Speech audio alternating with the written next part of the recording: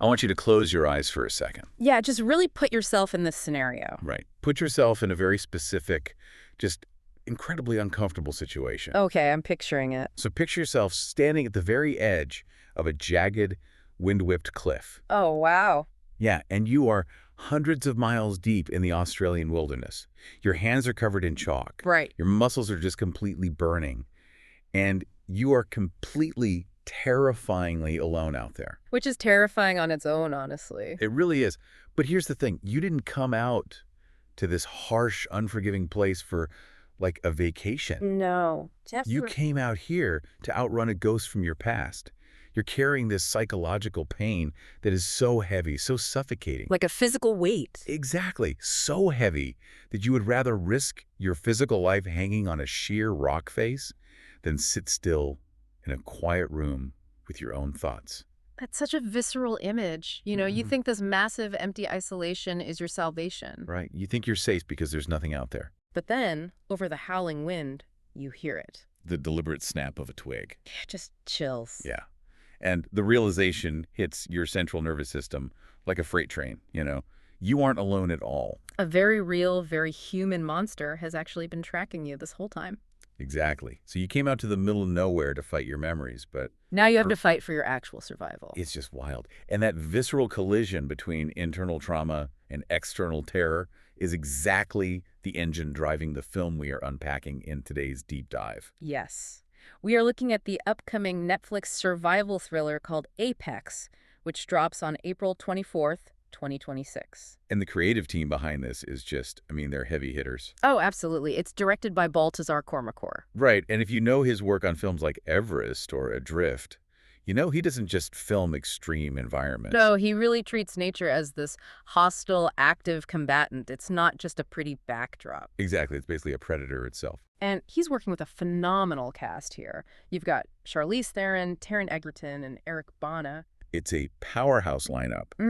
And the tonal descriptions of this project are just fascinating to me. Yeah, they really are. It's being framed as a hybrid. Right, like a mashup. Exactly. It's like the vertigo-inducing, white-knuckle physical reality of a documentary like Free Solo. Which was already terrifying to watch. Right. But combined with the deeply unsettling, claustrophobic psychological terror of The Silence of the Lambs. That is an incredibly difficult needle to thread. It really is. You have to balance the kinetic energy of an action film with the slow burn dread of a psychological thriller. Which is exactly why we aren't just going to sit here and give you a standard plot recap today. Or a generic movie review. That would just be doing a disservice to the material, honestly. Totally. For this deep dive, our mission is to completely deconstruct the minds of these characters. And we're going to do that by examining this survival thriller through the lens of a highly specific, complex psychological framework.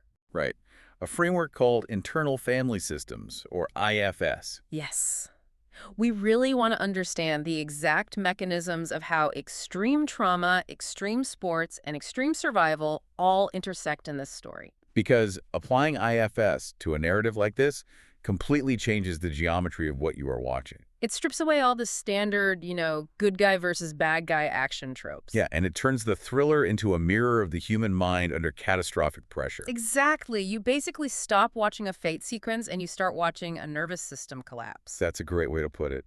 And for you listening, the goal is that by the time we finish this deep dive, you won't just understand the hidden architecture of a new movie. Right. You're going to walk away with a completely new lens for viewing your own inner conflicts. Your own stress responses. And how you handle the daily moments of survival in your own life. Exactly. So let's get right into it. We really have to start with the architecture of our protagonist. Right, Sasha. Yeah. Charlize Theron plays Sasha, an extreme rock climber who has retreated to the absolute middle of nowhere in the outback. But the critical piece of data here is her motivation for doing that. Right. The why. She isn't out there just seeking a thrill. She is running from profound grief. She is a woman entirely shaped by a recent, devastating loss. And that grief is the gravitational center of her character, isn't it? It completely is. And to understand mechanically why she is hanging off a cliff face by her fingertips, we need to introduce the IFS model. Right. Internal Family Systems. Yeah, which was developed by Dr. Richard Schwartz.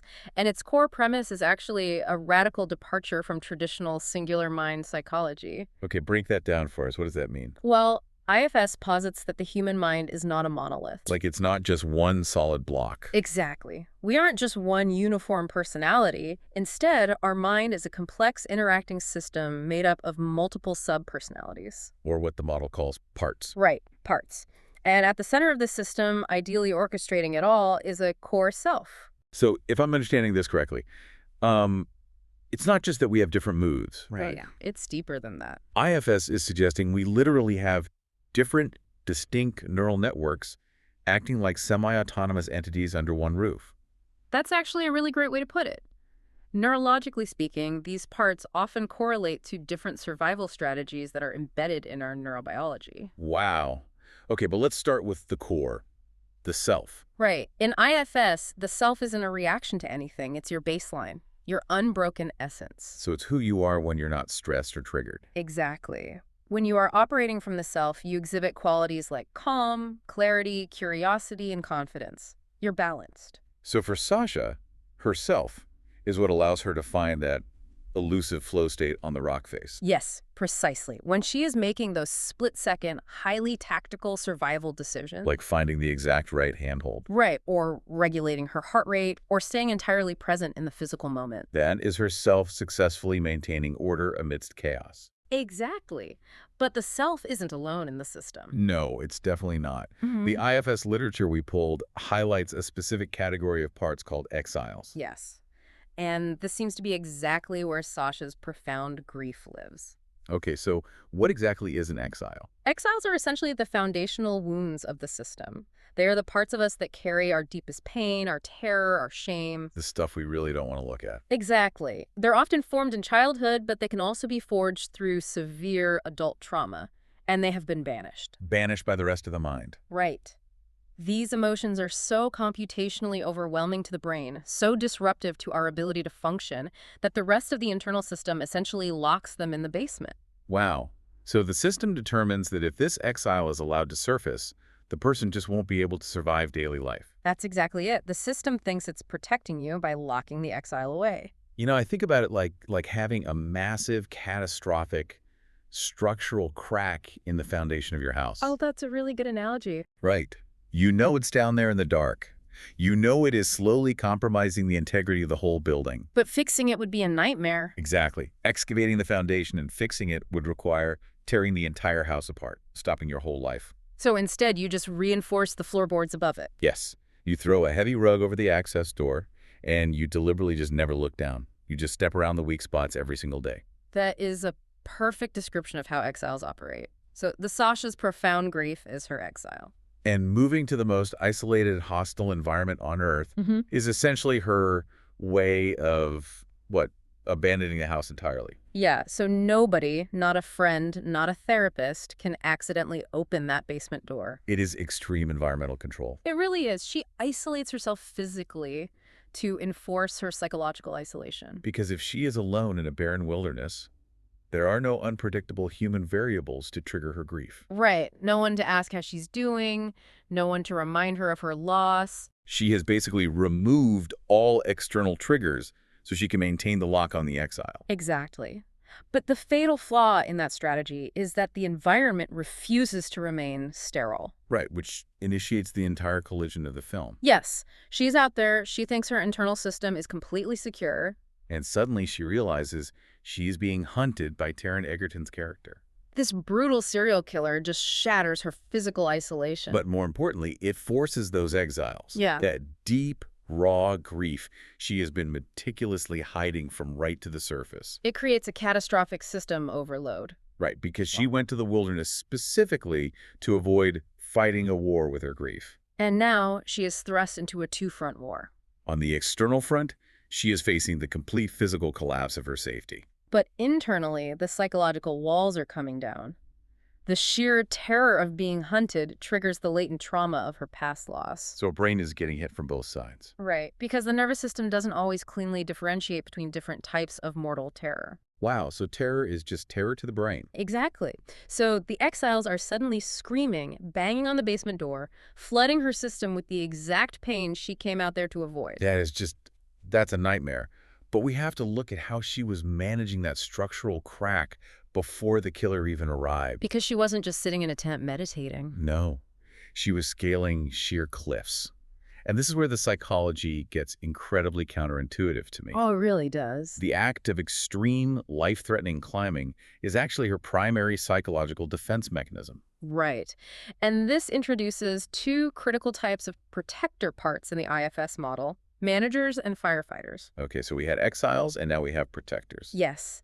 And their entire existence is dedicated to keeping the exiles locked away. All right, let's look at the managers first. How do they operate? Managers are highly proactive. Their job is to maintain the status quo, to plan, to control. Like keeping everything organized. Exactly. They organize the person's life so meticulously that the exile is never triggered in the first place. So they're like the perfectionists. Right, the perfectionists, the hypervigilant planners, the intensely disciplined parts of our personality. So if we apply that to Sasha, her extreme discipline as a climber is pure manager energy. Yes. The meticulous nature of checking every carabiner, studying the geological route. Controlling her breathing to the exact second. All of that. That isn't just sportsmanship. That is an active psychological fortress. It is weaponized competence. That's a great phrase for it. By executing these incredibly precise, high-stakes movements on a vertical cliff, she is forcing her prefrontal cortex to dominate her brain's processing power. So she's not leaving any room for the emotional brain to take over. Exactly. She is sending a relentless, undeniable message to her own nervous system. I am in absolute control. I am capable. I dictate my survival. It is a proactive, mathematical defense against the utter helplessness that characterizes profound grief. Right. Because if she is in total command of her body and her environment on the rock, she isn't a helpless victim of a universe that took someone she loved. Man. But that proactive strategy requires predictability, doesn't it? Completely. And the moment a serial killer steps out of the brush, all predictability just evaporates. The manager part utterly fails because the threat is sudden, chaotic, and external. And when the manager fails, that's when the firefighters take over. Exactly. Firefighters are the other type of protector in IFS, and they are purely reactive. So if a manager is the security guard checking IDs at the door, the firefighter is the emergency protocol that kicks in when a bomb goes off inside the building. wow, okay. When the manager fails and the exile is triggered, when the system is suddenly flooded with unbearable emotional pain, the firefighter basically kicks the door down. And what's their goal? Their mandate is to extinguish the emotional fire immediately by any means necessary. So they're not thinking long-term. Not at all. They do not care about collateral damage. They do not care about your long-term health. They will use whatever extreme measures they have to numb, distract, or overwhelm the pain. Exactly. And in the context of this film, these firefighter parts manifest in the incredible action sequences. Right. When the killer attacks, Sasha's calculated manager parts just vanish. And her primal survival instincts hijack the system. She starts executing massive waterfall jumps, engaging in brutal, desperate hand-to-hand combat. Taking these entirely unstructured, reckless climbing routes just to escape. These aren't the calculated prefrontal cortex-driven moves of a manager anymore. No, these are the firefighters. They're using the intense, immediate biochemical rush of adrenaline to drown out the emotional terror of her exile. It is a radical, aggressive form of emotional regulation through physiological override. Yes. The sheer volume of the physical crisis, the cortisol, the norepinephrine flooding the brain, forces the emotional crisis into the background. But hold on, I have to challenge the biological logic here. Okay, let's hear it. Because if we look at the evolutionary imperative of the central nervous system, its primary directive is basically keep the organism alive. Correct. Survival is paramount. So how does the brain mathematically justify throwing the body off a massive waterfall? I see where you're going with this. Right. Isn't the tangible risk of physical death worse than the invisible threat of emotional pain? That just seems like terrible evolutionary math. Well, from a purely logical standpoint, it is terrible math. Right. But the nervous system doesn't operate on logic when an exile is triggered. It operates on immediate threat mitigation. Okay, explain that. You have to understand that to a traumatized brain, an uncontained exile doesn't just feel like sadness. It feels like psychological annihilation. Wow. It literally feels like death. Exactly. So the firefighter part of her brain rapidly calculates that a broken leg, or even the intense rush of a near-death physical experience, is actually a more manageable sensation than the crushing, formless abyss of her unresolved grief. Because physical pain is tangible. Right. The body knows how to heal a bone, it has a protocol for it.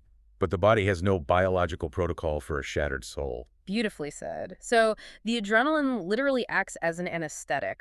That is just, so she is essentially utilizing the terror of the hunt to medicate her grief. Yes. But living in that red line state has to have a catastrophic shelf life. Oh, it absolutely does. It's like she is surviving the predator in the short term, but what is the physiological and psychological cost of running your system exclusively on firefighter energy? The cost is severe, and it leads to what IFS categorizes as a systemic breakdown driven by a mechanism called blending. Blending. Okay, what happens during blending? Blending occurs when the core self is entirely overwritten by one of the parts. So the firefighter doesn't just grab the steering wheel? No, it hacks the mainframe and deletes the access codes for the self. Wow. So if Sasha continually relies on these massive adrenaline dumps to survive, her internal architecture just destabilizes. Completely. She loses access to calm, clarity, and compassion. She becomes nothing but pure reactive defense. And when we look at the physiological realities of this, we see a distinct progression of consequences. It doesn't all happen at once, right? Right. It's a cascade effect. So the first major consequence of this imbalance is dissociation. Yes. Dissociation is essentially the nervous system pulling the plug to save the hardware. Like a circuit breaker tripping. Exactly. If you constantly use extreme firefighter actions to put out emotional fires, you overload the circuits. The polyvagal theory explains this beautifully, doesn't it? It really does. When the sympathetic nervous system's fight or flight response is exhausted or trapped, the body drops into what's called dorsal vagal shutdown. Which basically means you numb out. Yes, a callus forms over your emotional processing centers. Sasha becomes cold and detached. And the tragedy is, this makes healing her original loss infinitely harder. Because she essentially becomes physiologically addicted to danger. Right. Danger becomes the only stimulus pertinent enough to make her feel anything at all. It's like she built a massive steel vault to keep the monster out, but didn't realize until the door shut that she locked herself inside with no oxygen. That's horrifying. And that inevitably leads to the second consequence, total exhaustion. You just cannot cheat biology indefinitely. Right, the fight-or-flight response. Yeah. The massive release of adrenaline and cortisol. It's an evolutionary sprint. Exactly. It is designed to save you from a tiger attack for about 10 minutes, and then the system is supposed to flush those chemicals out and rest. It is completely maladapted to run continuously for days while you are being hunted through a sprawling wilderness. It really is. And when that chemical well inevitably runs dry, adrenal fatigue sets in. The prefrontal cortex literally loses its ability to maintain the manager state. The protectors collapse. And when the protectors collapse, she is left utterly devoid of armor, entirely exposed to the raw, excruciating pain of the exiles she was trying to protect in the first place. She hits an absolute biological wall. But it's the third consequence that I actually find the most fascinating from a narrative perspective. The polarization. Yeah, what the psychological literature calls polarization, or the suicidal paradox. What exactly is happening in her brain during this phase? Polarization in an IFS framework occurs when two diametrically opposed parts of your system are locked in a brutal internal war for control of the hardware. So they're fighting each other while she's trying to survive. Right.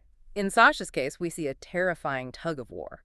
On one side, you have the firefighter parts. The primal biological survival instincts that are desperately fighting to defeat the killer. Right, fighting to keep oxygen flowing to the brain. But on the other side, you have the exile. The part carrying that incredibly heavy, unhealed grief. And that exile is so exhausted, so tired of the relentless pain, that it subconsciously wants the struggle to end. You know, that reframes the entire action movie genre for me. How so? Well, when you watch a survival thriller, the protagonist often does something so recklessly dangerous that you find yourself yelling at the screen. Like, why would you jump over that? Exactly, it makes no sense. But this paradox perfectly explains it. She is fighting tooth and nail to survive, but simultaneously taking risks that strongly indicate she wouldn't mind dying. Right. Every time she makes a desperate leap across a jagged chasm, it is a psychological coin flip. The survivor part is doing the math to make the jump. But the grieving exile part is secretly hoping she misses so the pain finally stops. That is incredible. You are watching a literal life or death tug of war happening. while she is suspended in midair. And that profound internal instability makes her an incredibly erratic, unpredictable target. Which naturally requires us to examine the other half of this equation. We really need to look at the predator. We absolutely do. We've spent a lot of time analyzing the prey. Let's turn the lens on the hunter. Taron Egerton plays Ben, the killer. Right. And if we are committing to viewing this entire narrative through the IFS framework, we can't just write him off as a generic movie psychopath holding a knife. No, his mind has to map onto this model as well. So how does it? Well, it maps perfectly, but in a much darker configuration. In IFS terminology, a character like Ben represents what we call a shadow part. Okay, a shadow part. Is that just a fancy word for an evil alter ego? Not exactly. A shadow part isn't an inherently evil entity. It is a component of the internal system that has become entirely rejected, alienated, or deeply corrupted by severe early-stage trauma. So we aren't looking at a monster born in a vacuum. No. We are looking at a human operating system that has been fatally corrupted. Wow. Precisely. We have to analyze Ben not as a boogeyman, but as a human system that has been completely hijacked by a distorted protector. Okay, so how is his system different from Sasha's? Unlike Sasha, whose core self occasionally breaks through to give her focus and clarity. Like when she's climbing perfectly. Right. Ben's architecture is different. He has no access to self-energy at all. None. None. The capacity for compassion, genuine connection, and calm has been systematically deleted. So he's just pure protector. He is 100% permanently blended with his dark, violent firefighter parts. The corrupted code has completely overwritten the root directory. That's terrifying. I was actually reading through some of the pre-release interviews, and Taron Egerton gave a very specific, chilling detail about how he built the character. Oh, about his backstory. Yeah, he stated that Ben has a very, very bad relationship with his mother. Oh, wow. Right. And in psychology, the mother wound changes everything about how we categorize his behavior. That detail is the skeleton key that unlocks his entire pathology. It defines exactly what his exile is. So what is his exile? Beneath the terrifying, dominant serial killer exterior, Ben's exile is a profoundly broken, helpless child who is rejected, heavily controlled, or severely abused by his primary caregiver, his mother. Man. From an attachment theory perspective, when the person who is biologically mandated to be your source of safety becomes your primary source of terror. It fractures the developing brain. Exactly. It creates a wound of absolute, unmitigated powerlessness. And a human ego structure simply cannot tolerate existing in a permanent state of absolute powerlessness. It will build anything to escape that It will feeling. build a monster if it has to. Yes. To ensure that the internal system never, ever has to feel that weak and victimized again, his mind constructed a grossly hypertrophied, aggressive protector.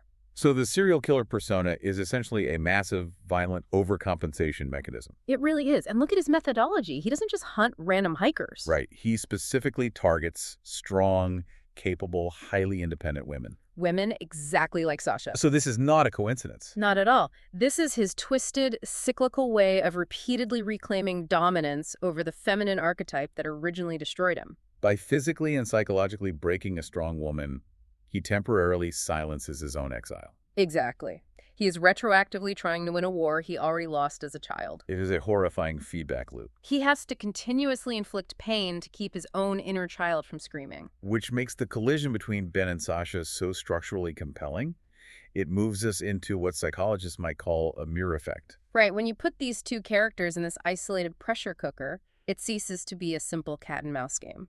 It morphs into a terrifying, high-stakes exposure therapy session where two deeply traumatized, fragmented minds go to war. That's a brilliant way to conceptualize it. They're not merely fighting a physical battle. They're violently forcing each other to confront their own internal systems. Let's examine Sasha's side of this mirror first. Okay.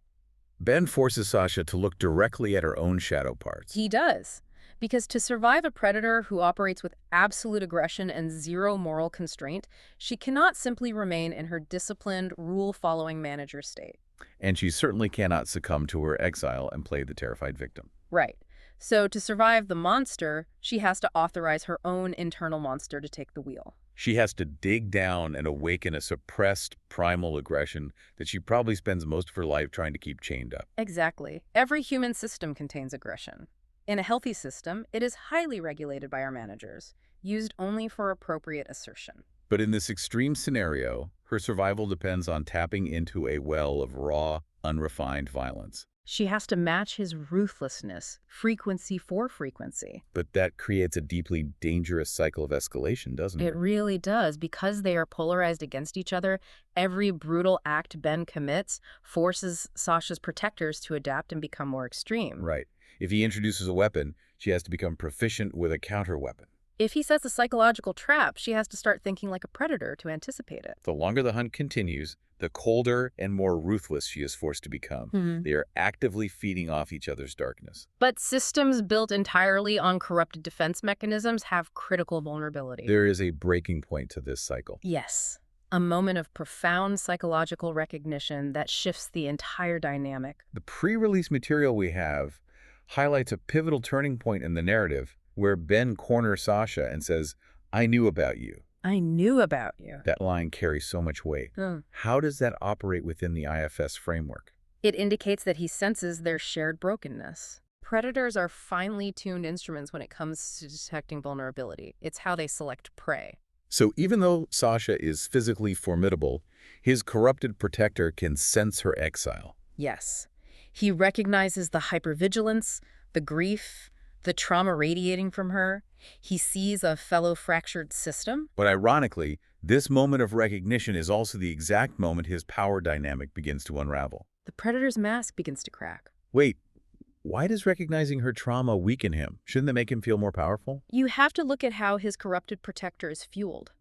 The mask of the monster requires the prey's fear to sustain its structural integrity. Okay, so he feeds on fear. Exactly. Ben's entire internal architecture is built on generating terror in his victims so that he can feel powerful and hide his own exile. But the dynamic shifts when Sasha stops being afraid. Yes, when she fully integrates her own aggression and faces him not as a terrified victim, but as a lethal equal force, his system short circuits. He requires her fear to validate his dominance. And when she refuses to supply that fear, the external validation vanishes. His mask slips. And the massive internal void, that pathetic, exiled, wounded child he has been running from his whole life, is suddenly exposed to the light. That is such a profound mechanism, and it has massive real-world applications. It really does. If we pull this out of the cinematic wilderness and apply it to everyday life, this dynamic happens all the time. All the time. We aren't dodging serial killers on cliffs, but we all deal with toxic people, manipulators, workplace bullies, or narcissistic partners. Right, and they operate using the exact same corrupted protector mechanisms. They project unwarranted aggression or control to mask their own deep insecurities and unhealed exiles. Exactly, and the moment you stop playing the assigned role of the intimidated victim, The moment you look at them and calmly see the wounded, overcompensating child underneath the bluster, they crumble. their psychological leverage completely evaporates because it required your complicity. It is the ultimate defense. Refusing to participate in someone else's trauma loop strips them of their assumed identity. Sasha's refusal to play the victim breaks Ben's ability to be the predator. It's brilliant. So, as we speed toward the climax of the narrative, how does this psychological warfare actually resolve? Well, using the IFS framework, we can project a couple of very different trajectories for the ending. Right, the psychological literature suggests two primary scenarios. Let's walk through the first one, which is essentially the path of integration. Integration represents the healthy, successful resolution of an IFS journey. Okay, so how does that play out here? In this scenario, Sasha wins the physical confrontation, she defeats the threat, but the crucial differentiator is how her internal system is arranged when she does it.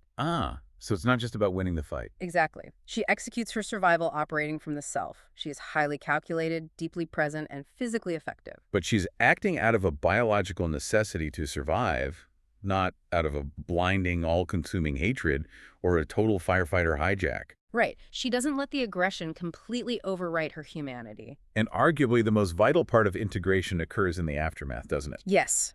When she looks at Ben as he is defeated, when his monstrous mask has fully slipped, she doesn't just see the external threat. She has the capacity to see his pathetic, profoundly wounded exile. Exactly.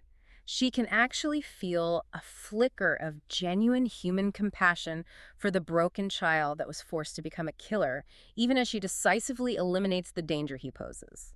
But what happens to the violent shadow part she had to wake up in herself? She can't just unfeel that capacity for violence. In a state of integration, she doesn't try to. She acknowledges it. Like she actually communicates with it. Yeah, she communicates with that dark, aggressive firefighter part, whether consciously or subconsciously, and thanks it for stepping up and keeping the system alive when it was facing annihilation. Wow.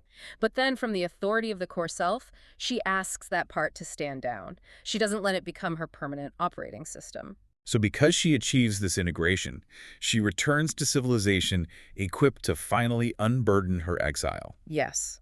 The trauma of the wilderness didn't permanently break her. It forced her to assemble all her disparate parts into a cohesive whole, and she realizes she is strong enough that she no longer needs to run from her grief. That is the aspirational therapeutic ending. But this is a thriller, so we have to look at the alternative. Right. The second trajectory is the blending ending.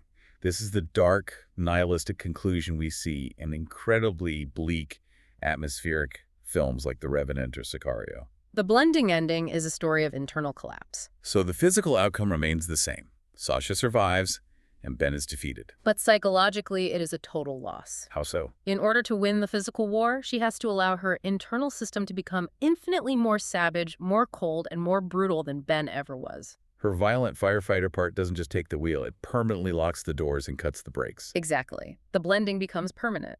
The core self is entirely subjugated or inaccessible. So she survives the physical ordeal. But the old Sasha, the woman capable of feeling grief, of loving deeply, of experiencing joy, is effectively dead. Her nervous system becomes permanently trapped in a state of hypervigilant aggression and emotional numbing. She leaves the outback, but she takes the psychology of the apex predator back to civilization with her. She wins the biological battle of survival, but the cost of that victory is her soul. It's the ultimate manifestation of the Nietzsche warning. If you gaze long enough into an abyss, the abyss will gaze back into you. Precisely. So how will Apex handle this?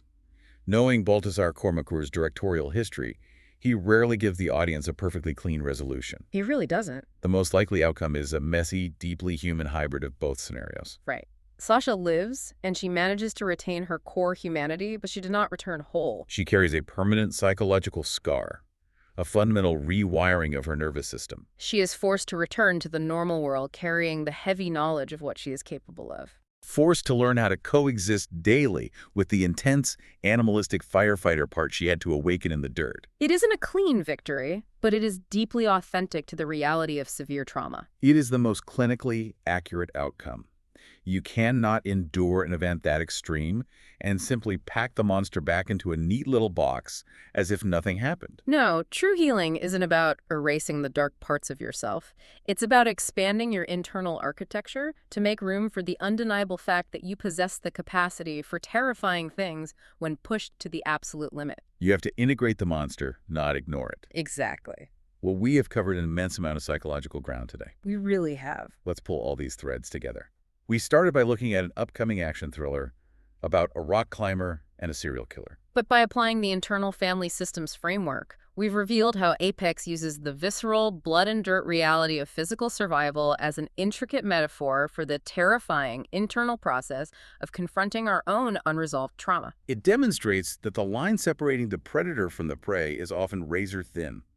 Dictated entirely by the differing mechanisms two people use to manage their own unbearable exiled pain. Which brings us to the real-world application for everyone listening. Right, because the reality is you are highly unlikely to find yourself dodging a knife-wielding killer on a jagged cliffside. Thank goodness for that. Right, but you absolutely possess an internal system mirroring Sasha's. You have manager parts that meticulously control your environment, obsess over your calendar, or weaponize your competence to avoid feeling vulnerable. And you have firefighter parts that impulsively numb your pain, whether through doom scrolling, substance use, or reckless behavior, when the stress becomes computationally overwhelming. The crucial inquiry is, what behaviors are currently driving your system? What exiled wounds are you desperately trying to avoid? Recognizing those internal mechanics is the fundamental first step to ensuring your core self remains in the driver's seat. It really is. So I want to leave you with a final thought to really chew on as you go about your week. Okay.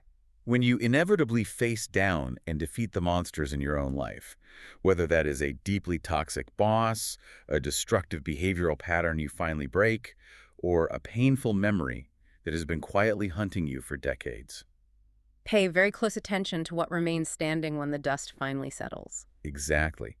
Did you conquer that darkness from a place of grounded peace, integrating the lesson and maintaining your humanity? Or did you subconsciously allow a colder, harder, more ruthless part of yourself to permanently take control just to survive the encounter? Because ultimately, true survival isn't just about making it out of the wilderness alive. It's about ensuring that you are still the one inhabiting your own mind when you finally get there.